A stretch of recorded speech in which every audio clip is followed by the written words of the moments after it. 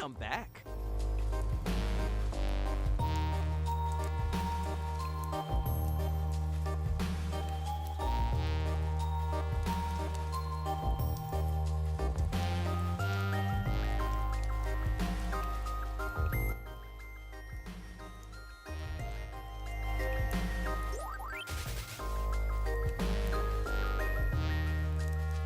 Welcome back.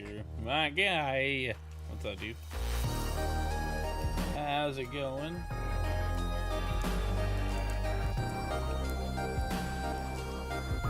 Happy Friday, folks. Welcome to the stream.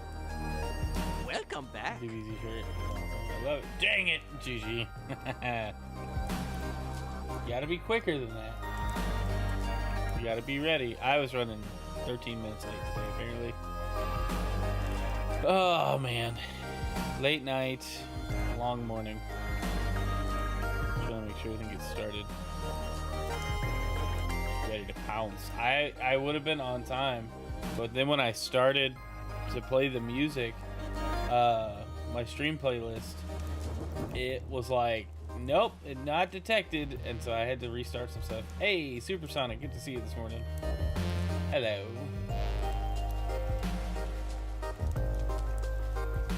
Sorry, I didn't have chat pulled up right in front of me, so I had no idea.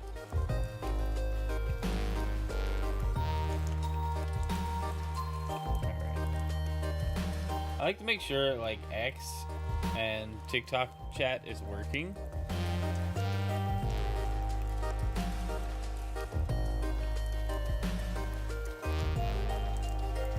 Mostly because... Sorry, I'm just a little distracted here, trying to get stuff ready. But mostly because if anyone does chat on either of those, I mean, I like engaging with the TikTok folks just as much as I do everybody else. But X is weird because, like, random people will chat.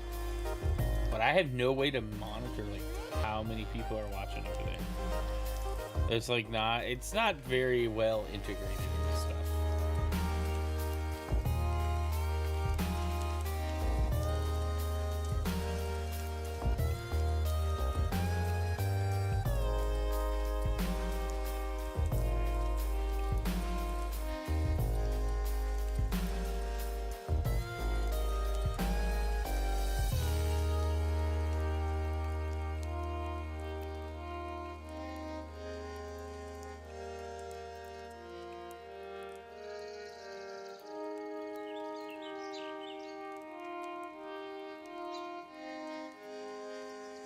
I don't know where this article came from. I'm trying to find a source for some news.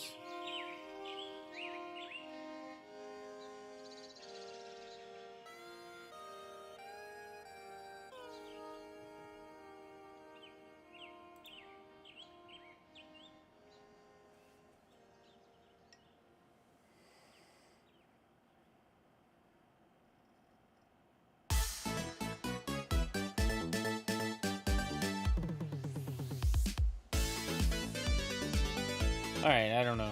I don't know if I'm going to be able to find it. Maybe it's on Windows Central. They usually cover that. Yeah. The Sonic 3 and Knuckles is like one of my favorite games of all time. Because the soundtrack, the gameplay, the art style, like, it just is like one of my most favorite gaming experiences ever.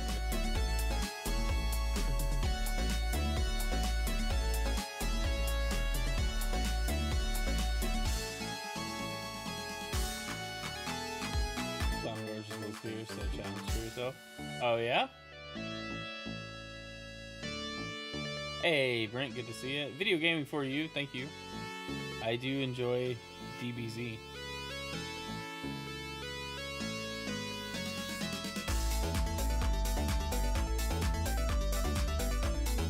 I'm trying to find a statement that was made, but I don't even know. If I can't find it, oh well. I thought I had seen it, and I don't see some of the bigger outlets talking about it, so maybe I don't know. We'll just leave it what we got. We only have a handful of things anyway. Many times Ice Theme levels the best music. Oh yeah. Ice Cap Zone is goated. But, and I don't care how anybody else says it, Hydro City is like one of the best songs in all of Sonic.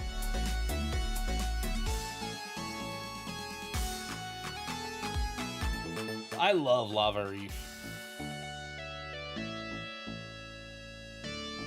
Flying Battery is also fantastic.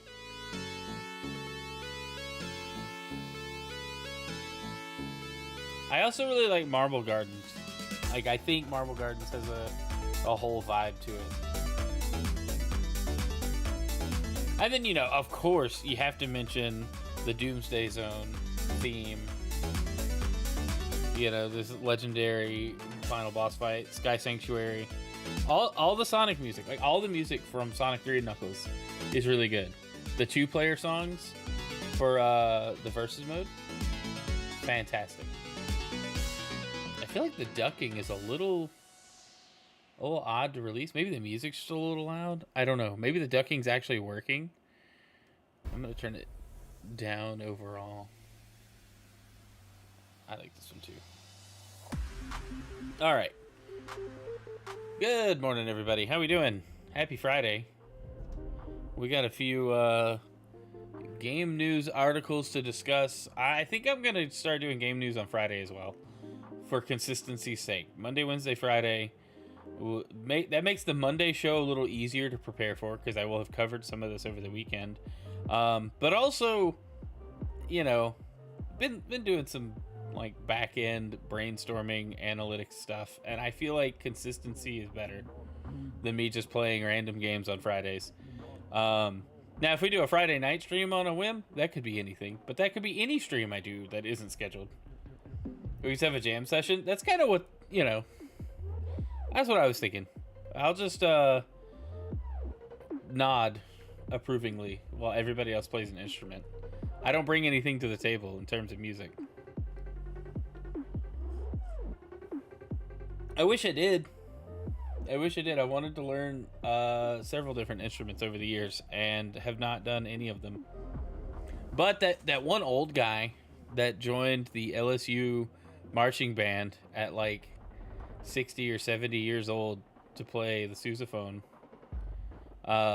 don't give up on your dreams. You know, dude made it happen. You're banging Sonic tunes. I can go through a list. I can just DJ.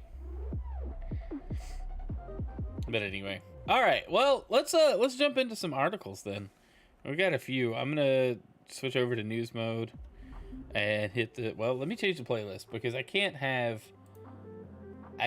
hype music in my ears while trying to read articles and just like share opinions. It ain't happening.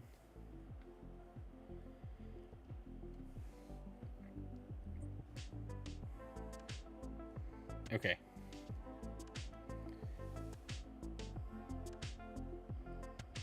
Alright, that should be good, right? Challenges to perfect the first 100 Blue Spheres levels. Currently on level 47. There were 3 with incorrect ring counts. Collect them anyways. Nice. Cat, good to see you. Alright, I'm recording. I have to like intro this for the VOD version. Yeah, you just started. You really missed some little chatty things, but we're going over some game news again today. All right, let me get this intro done, and we'll dive in to the articles. Well, happy Friday. We've got some Xbox Developer Direct confirmations. We knew one was happening in January, but now we have more details on that. And Nintendo has announced some hardware and a new game on NSO. Well, a new old game on NSO. You know, we got another GameCube game we'll talk about. And then we're going to take a look at some of CES game tech that was announced, because I didn't cover any of it this week, and I figure it's worth a look at. But let's jump in first with the Xbox Developer Direct happening later this month right here. We've got they've confirmed that it's on January 22nd, 10 a.m. Pacific time. I need to look at what day of the week that is. I would like to do a reaction stream, because we get an update on Fable from Playground Games and Forza Horizon from Playground Games. And then Game Freak's game that I can't remember the name of. but it's from Game Freak, and it looks really good, so we're gonna check it out. I think that's all this article really says. Beast of Reincarnation, that's what it is. And I'd like to check out Beast of Reincarnation. It looks pretty awesome. Supposedly, there's some other titles in the works to be announced here. I think there's 2 more, or at least 1 more extra title they're going to go over. Because if this is like a big direct, these 3 games are gonna. There's going to be a lot of information on them, and I don't see them spending a whole lot of time on like Forza, other than to hype us up and show us cars. You know, Fable might get a lot of attention, but I am excited for whatever they show here. It's going to be good to see what's coming next for Xbox, and I guess technically PlayStation as well, and PC. So that'll be good. Yeah, I'm excited for it. We'll do a reaction stream so long as I don't have any meetings or midday obligations on January 22nd. So that'll be awesome. Definitely looking forward to it. All right, let's move. We also got an update. Xbox and Obsidian's Avowed is coming to PS5 a year later. It's an anniversary update. There's some new features announced. Announced at the New Game Plus showcase on Thursday. The PS5 version will release alongside Avowed's anniversary update on February 17th, along with a New Game Plus mode, new races, new weapon types, a photo mode, and more. Avowed's PS5 release arrives 1 year after it debuted on Xbox consoles and PC, and continues Microsoft's modern strategy of releasing its games across multiple platforms. So that's kind of cool. I didn't pick up Avowed. I was going to play it while I had Game Pass, and then they increased the price of Game Pass, so I don't know if I'll play Avowed. It looked kind of interesting. I've heard it's good. From some of the guys on the Gaming Roundtable, I've talked about it, and I thought it was good. So, you know, there's that. Yeah. All right, let's move on. Thought this was interesting. Switch 2's first holiday sales failed to match original console. So a new report reveals that Nintendo Switch 2 failed to match the original console sales during the first holiday period. Switch 2 has been going strong in sales since its release, helping boost hardware sales across multiple months. The new console also reached a sales milestone of 10 million units in November 25. However, it seems things have been declining since then. A report by the Game Business reveals that Switch 2 sales have slowed during the holiday period, with the change more evident in Western markets.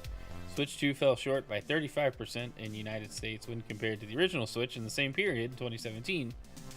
Situation is somewhat similar in Europe, with the sales of the new console 16% lower than those of the previous one in the same period in the UK. However, overall Switch 2 sales in the UK were 6% higher than Switch 1.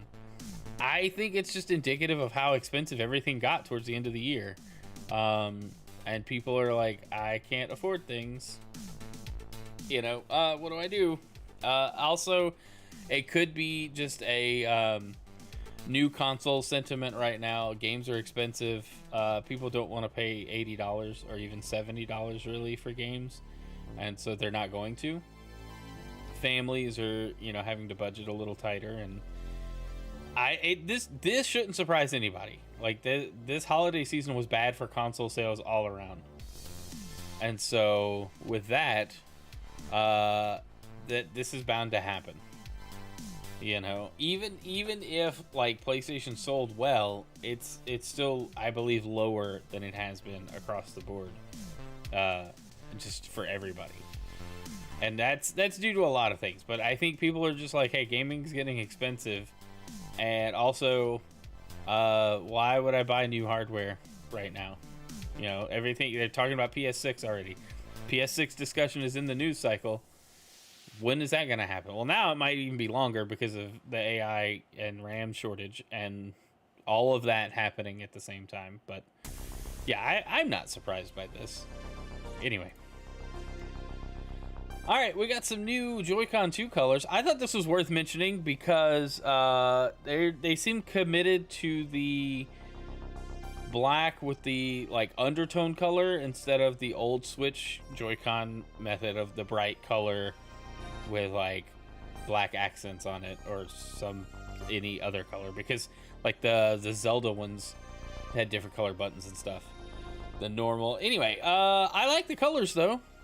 purple and green. Or was it light purple and light green? This is pretty slick. Thoughts in favor of Nintendo? All the artist renderings of the color fully covering the Joy-Con just looks like Switch 1 Joy-Con, so they need a differentiation. And regarding the color inside the Switch itself, the silly welcome tour game does state that those are stickers. So it might come with stickers that go on Switch to change it from the default.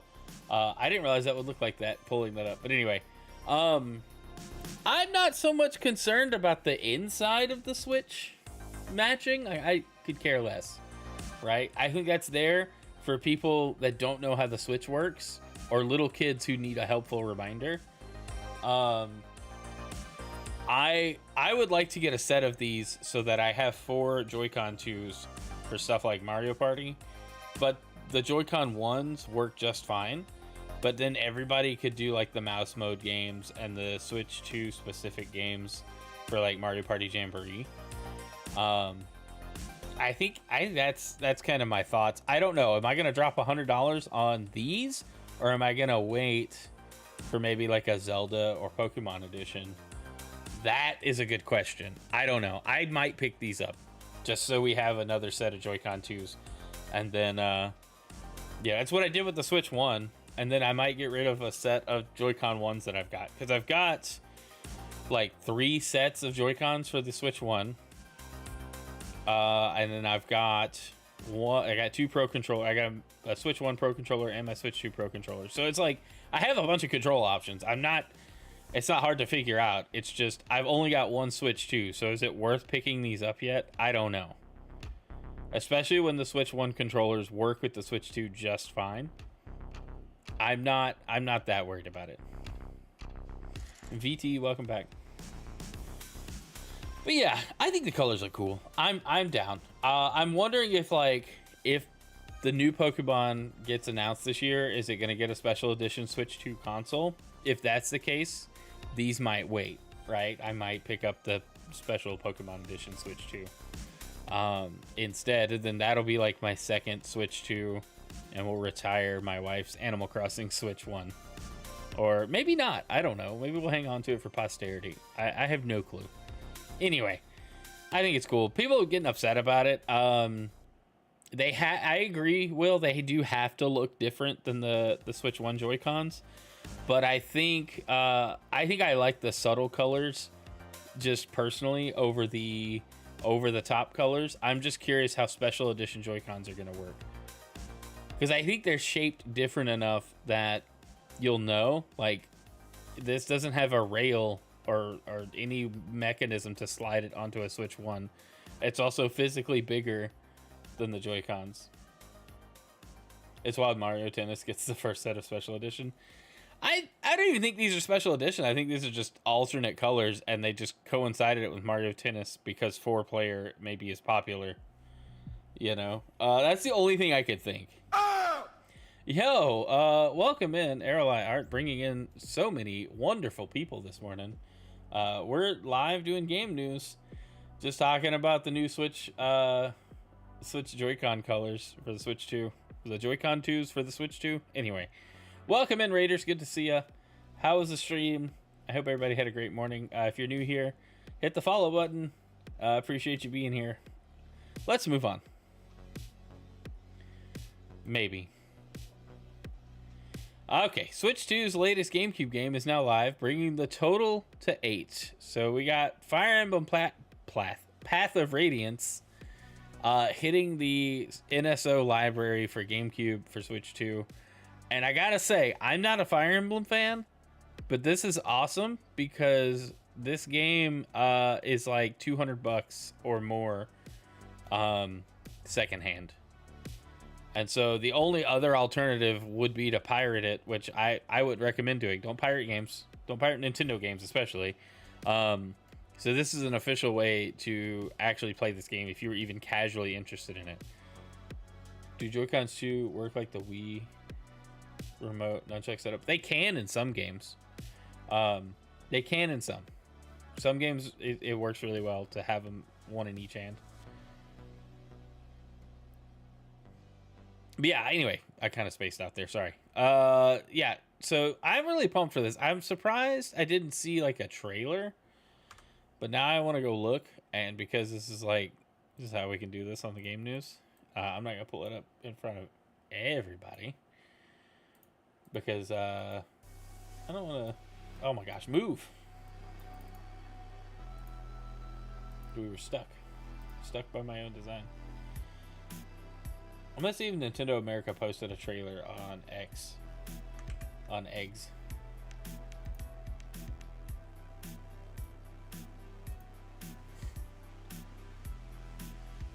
They usually post trailers when new games launch. They also did a Mario Tennis like deep dive. Wow, they posted nothing about Fire Emblem. Maybe they'll post it later today. Anywho. Yeah, Path of Radiance being on Switch Online, though, is a big deal. Because that's a really rare game, really hard to get game. And then GameCube games just in general are stupid expensive. Especially the first-party ones. So this is a great chance for people to play a game that they might have been interested in, but could not ever pick up because reasons, you know. Alright, let's move on. But I'm really pumped to do it. I might try this game out. I've never played a Fire Emblem before. This one looks cool. I don't know what's going on here, but that bird is wielding a beak while Ike has an iron sword. It's kind of cool. Okay, Games Radar. Alright, let's look at the CES Game Tech, gaming gadgets, their list, and we'll talk about what's good and what's not. Alright, the Belkin Charging Case Pro. Why wouldn't you call it the Pro charging case? I don't know. Hey, King Ryan, good to see you. Thanks for being here this morning. Oh gosh, what are we doing?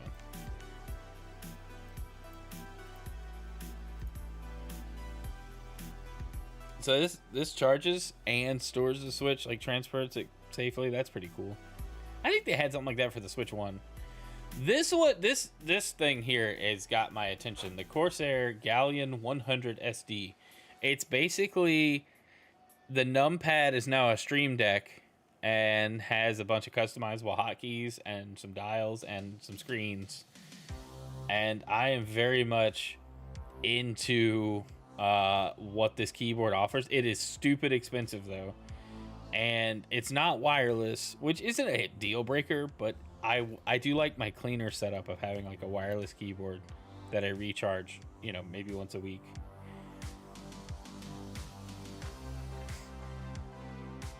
I think this is cool. Why is the color design so bad for the extra set of Switch 2 controllers? One of some colors you can actually see. Tricky, they're not bad. You can see them. It's subtle. It's minimalism. Stream Deck for number pad, just use keybinds. Well, Supersonic, that's the thing about the Stream Deck. You can do keybinds. You could even set this to a number pad mode if you wanted.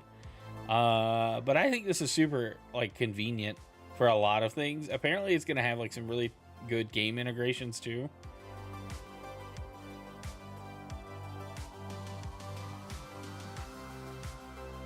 Tricky, I also think the design was different. It was all black, so it didn't look similar to the Switch 1 Joy-Cons.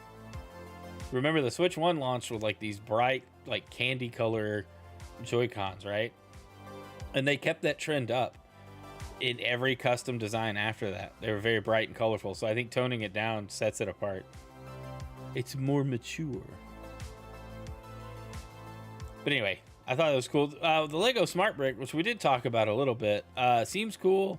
They did announce the Star Wars sets for it. They're not stupid expensive, but they still are more expensive than I knew this was going to come with like some kind of premium price increase. And that's expected with this kind of thing. But the Smart Brick is kind of cool. All right, the GameSir Swift Drive. I haven't seen this. What is this? Is this a driving controller? GameSir has long dominated conversations around the best PC controllers, but now it's coming for your steering wheel as well in 2026. The Swift Drive controller includes a miniature direct drive steering wheel in the middle of its face. Gamepad was actually born as a high school project before being picked up by GameSir for funding and eventual release. That does not look great. How expensive is the keyboard? Let's see. Hold on. We can go to the website.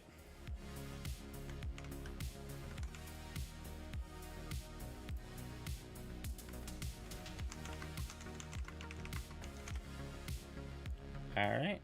And let's see. We'll look. See, I like these integrations. Like, that's super cool. Go away.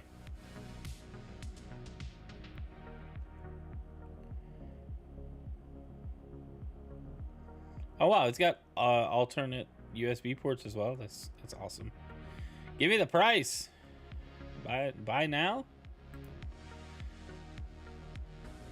My gosh, I just want to know how much it costs. Pre-order now. $350. That's a lot for a keyboard.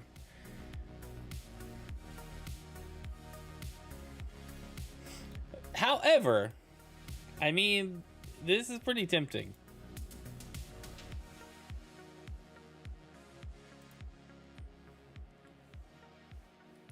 I wouldn't expect it to have been more than 500. 350 is still really steep, but having a bunch of other Elgato products, I would love the Steam Deck integration in the keyboard. A normal keyboard, 150, maybe 200. I paid, I think, 130 for my Razer Black Widow TKL that I'm using now, and then I bought some keycaps for it. So I kind of like that this is technically a 10 keyless with extra buttons. You know, I think that's cool. Hey, Denali hitting the hydrate. Thank you. I just think it's really cool. I don't know. What okay, non-creators in chat, people who don't stream, if you're in chat, does this appeal to you in any kind of way? Just as a gamer, maybe at work you could use this. I don't know. They come with a separate purchase mouse. I mean, a mouse you could integrate. What do you mean? Like, it's just a keyboard with buttons. It's just a keyboard with additional buttons. Now, I'm spying this Copilot button that I'm not a big fan of.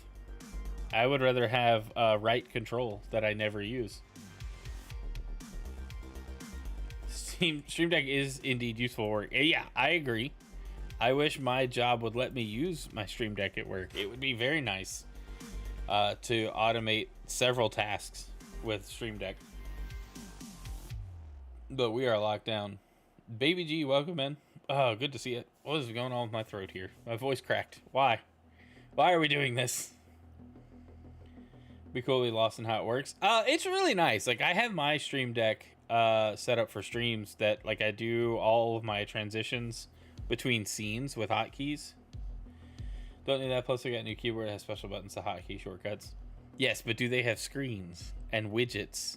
Can they show you what time it is or the weather? That's where my appeal comes in. There's a lot of functionality in just this little thing, and then the two dials, if they work with like the Stream Deck Plus dials, which I really like for volume control, that's super cool too. So I'm kind of interested.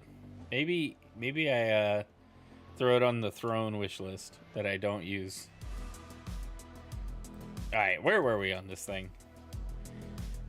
Says by keyboard, there's a time when I lost control. I couldn't escape. Problem. Didn't really have an option, so I just entered into windowed mode. My gosh, the puns in this sentence. Oh, the keyboard is wireless because if it's USB, it may be salty, the full or broken. Yeah, my keyboard is also wireless, and that's a big like thing for me. I like the neatness of not having a wire. All right, what else I got on this list? Let's see how good it is. The Asus ROG G1000. I think I saw a video on this. Let's see.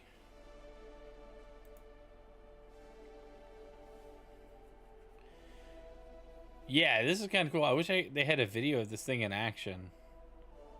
Why? Game Radar, why do you not have a video of this? Like, you have to see this. All right, let's see if we can find it. What is it? Asus ROG G1000 case.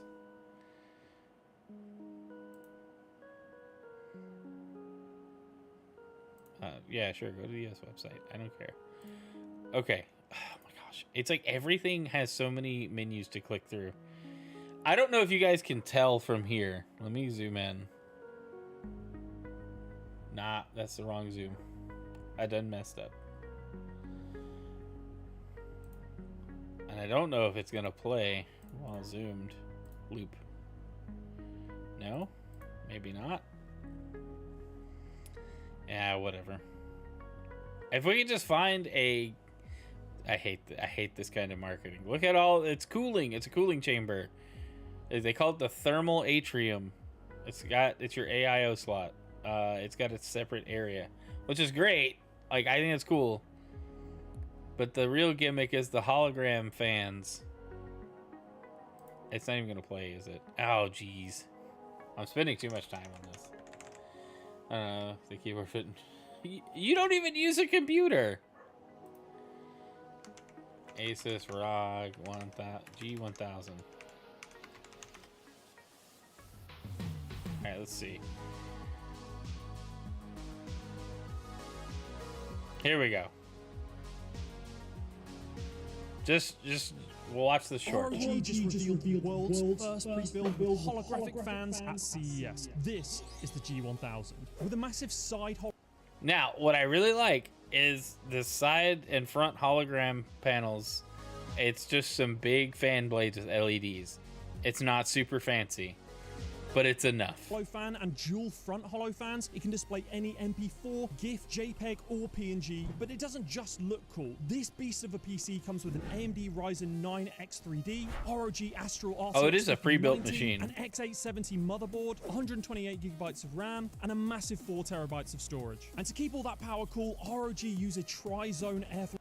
And all it costs is a second mortgage on your house. Anyway, I thought the case was cool. I thought it was worth looking at. I feel like I've been bamboozled. Alright, GameSir Hyperkin X5 Alteron. What is this? This looks kind of neat. Let's see. Two brands collide at CS, introducing a modular controller with a scattergun approach to input styles. Alteron was to compete with best mobile controllers. Ah, it's a mobile controller. And you can swap in like GameCube, N64, traditional 6-button layout. That's pretty nice. That seems cool. It looks nice for someone who builds my own. I appreciate simplicity. I'd rather not have a fan that costs $100 to replace when it dies. Yeah, that's fair.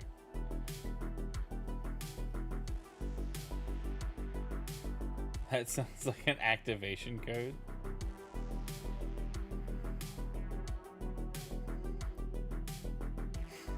It looks cool. I like this. I just use my DualSense or my Xbox controller on my phone or iPad these days. If I do hook up a controller to those.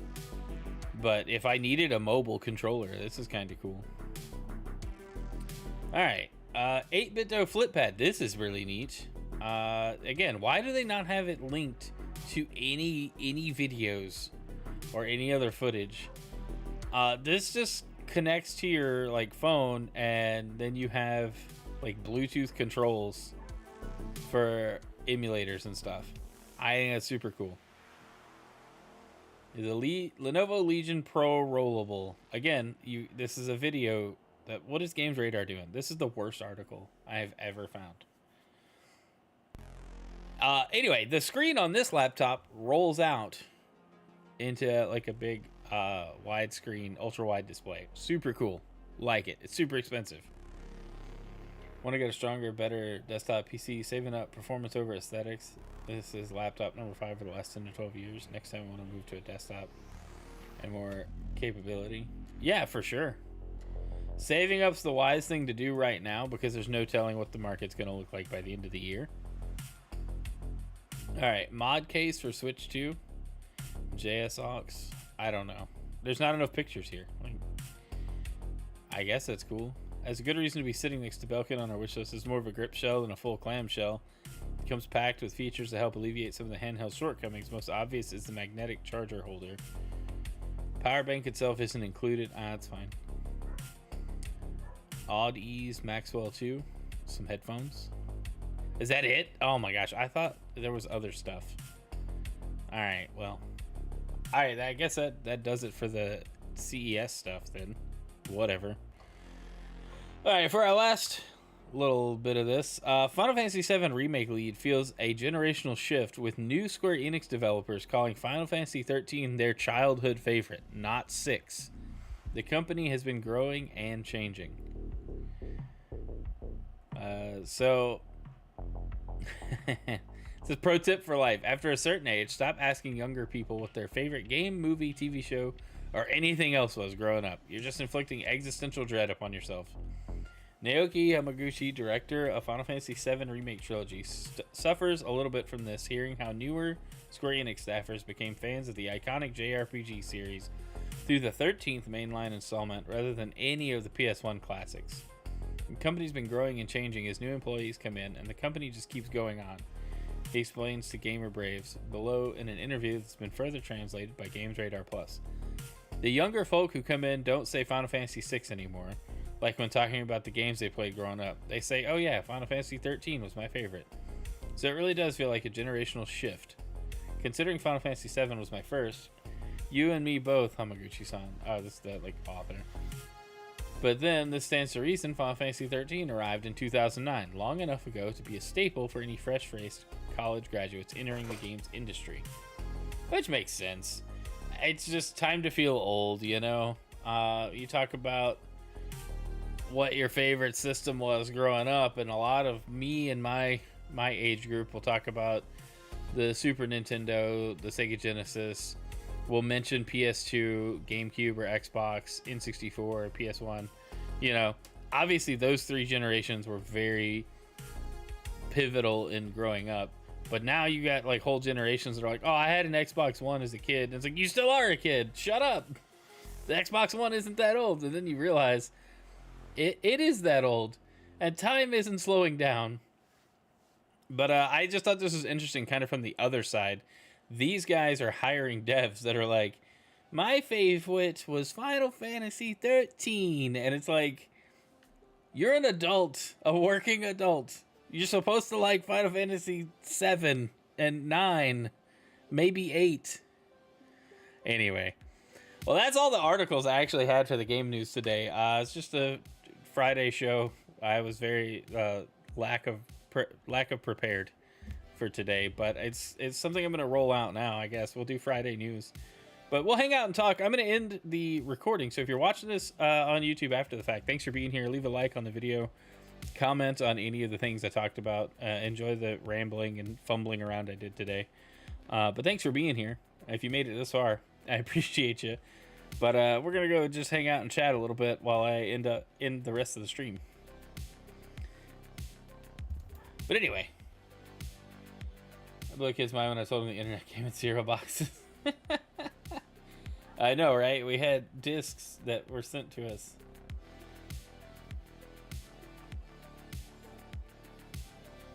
Oh, man. What a time to be alive, right? That went down the wrong pipe. Hey, Will, thanks for hanging out, man. We'll find somebody to raid in just a moment. I don't know what to do with the last 10 minutes. Usually I've just been ending earlier. Honestly. I'm not sure. Do I end earlier today? I guess. Go away, thing. Anyway, I hope you guys have a good weekend ahead. Good Friday at work. I will be on the gaming roundtable today. If all things go well. I haven't been on the show since last year, but like mid-December last year. Things got busy for us. I couldn't make the last show of the year. What games am I looking for in 2026? Yeah, it's a good question. I don't know. I guess Halo. Combat remake. I forgot what the subtitle is, but I'm looking forward to the Halo remake. I think it's gonna be fun. Anything else though? I don't really know. Whatever Nintendo still has to announce, I haven't. I'm kind of looking forward to the next Nintendo Direct. This Xbox showcase. It should be good to show us some stuff. You know, I'm really not sure what else is coming out this year. GTA 6, I'm probably not going to play it. I understand the impact. I understand why people are going to be hyped for it. I'm just not I'm just not excited for it. It's not a game I plan on playing. I tried playing GTA 5 when it hit Game Pass, and I couldn't get into it. I don't know. I was trying, and it was just like, this is all right. But anyway, all right, guys. Well, let's find somebody to raid on Twitch. Thanks for watching, wherever you're watching from. I appreciate you being here. We're going to send it over. ETA Next Direct. No, Switch one probably furthermore into indie devs. They'll probably do an indie direct soon. I think we got Pokemon Day coming up, and that'll be like the next big announcement cycle thing. We got Pokemon Day coming up at the end of February, and I'm very much looking forward to it. Hey, Sword is playing Advance Wars again, so we're gonna do that. He's probably gonna wrap up soon though, if I'm not mistaken. Which I could be. But if we get like a general big direct, it might be March. I think it could be earlier. They could do a showcase on a specific game. Mario Tennis, the new Mario Tennis got like a detailed deep dive showcase trailer, which Nintendo does a lot. I wish they wouldn't. Personally, I'd rather be excited by or surprised by the potential than being told exactly what's in the game up front. Because the people that are disappointed by content not being in the game are going to be disappointed no matter what. And I'd rather buy the game and find out what's in it naturally just by playing and unlocking stuff than being shown what I can unlock like in a trailer. And that's I don't know why I ranted about that right now, but that's kind of my thing with a lot of Nintendo's trailers. The marketing cycle is great. I wish some of the Metroid Prime 4 stuff I hadn't watched. It just showed a little too much for my taste. Not terrible, not disappointed. It was just, could you not go so detailed in your deep dive trailers? Just sell me on some of the mechanics and let me discover everything else naturally. And I feel like I might be in the minority on that because these trailers get tons of views and people enjoy them and like talking about them. So I don't know. But anyway, we're going to raid Sword and Crossbow. You guys have a great day, a great weekend. We should be back on the stream Sunday night, 6 p.m. I think I'll be live. I will let you guys know. I'll try to post the schedule a day early. So Saturday I should post something. But we'll see how it goes. Love y'all. Have a great day. God bless. Thanks for being here. And see ya.